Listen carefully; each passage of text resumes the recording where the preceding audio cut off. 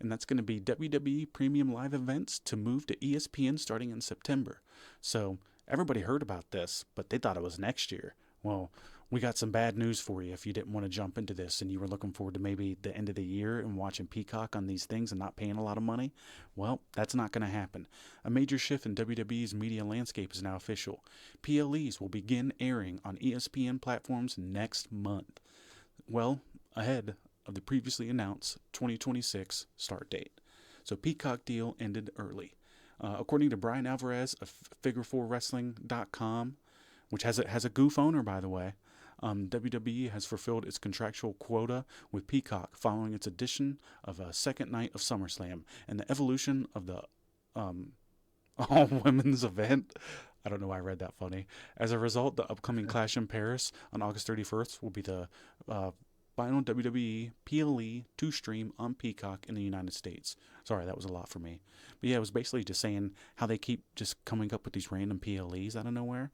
Well, they had a certain amount of numbers of dates that they had with Peacock, and with adding Evolution, with adding Clash in Paris, the second night of SummerSlam.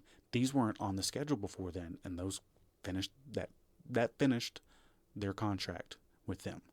And then Alvarez explained they have it confirmed that due to the added day of SummerSlam and additional shows, including Evolution, the Peacock quota for PLEs will be fulfilled by Clash in Paris, and all future shows will be through ESPN.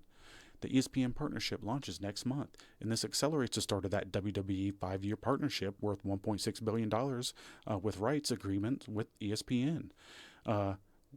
That has been scheduled to kick in March 2026. Well, instead, the deal will now begin with the September 20th event in Indianapolis, which is rumored to be headlined by John Cena versus Brock Lesnar. The events will stream on ESPN's new direct-to-consumer platform priced at $30 per month. I'm sure you've all heard about that because everybody's been talking about it. So what this means going forward is that this marks the end of WWE's 5-year run on Peacock, which began in 2021. Feels like it was just yesterday, man. For fans, the move represents a significant cost jump, but also underscores WWE's growing leverage in the streaming market.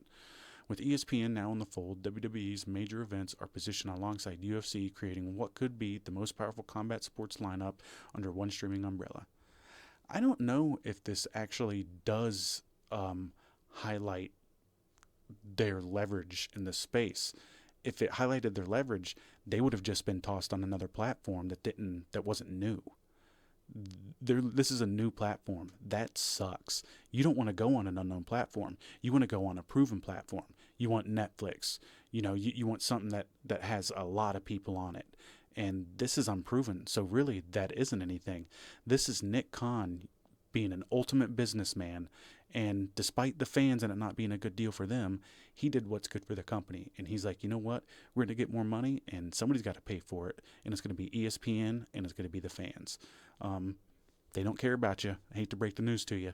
And if they really did, they would have taken that other deal. They said that they had another deal. I forget what company it was from, but it was for a little bit less money, and the price wouldn't have changed for whatever service it was on. It might have even been Peacock, NBC. I'm not sure, but what do you think, Dave? It's not great, and we're getting screwed here. It's unfortunate that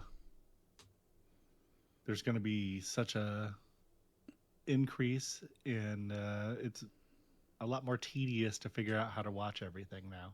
Yep. Yeah, it's and again, like we don't know anything about this platform. It doesn't exist yet. So I mean, it could be crappy and terrible and streaming 7 or 1080i, and we don't know anything about this. And I can promise you one thing: the VPNs are going to be awful strong with the WWE fans moving forward.